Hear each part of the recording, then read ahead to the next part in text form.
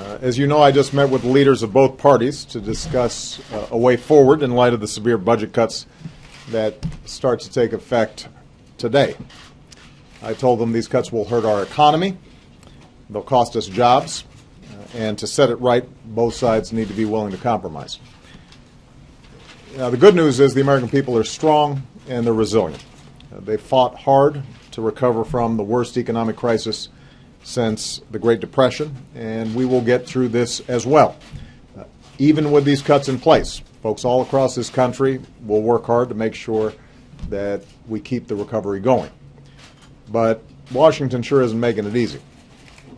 At a time when our businesses have finally begun to get some traction, hiring new workers, bringing jobs back to America, we shouldn't be making a series of dumb, arbitrary cuts to things that businesses depend on and workers depend on, like education and research and infrastructure and defense.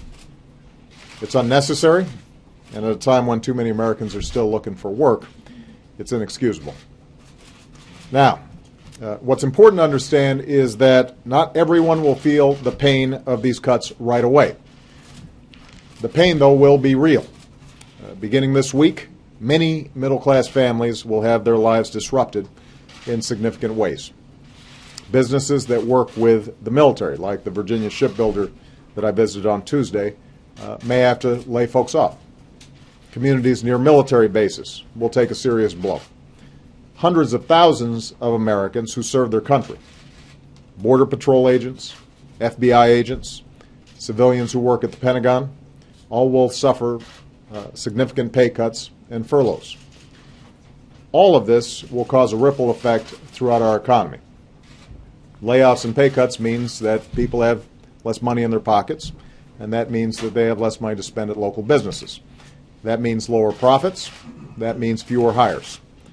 The longer these cuts remain in place, the greater the damage to our economy, a slow grind that will intensify with each passing day.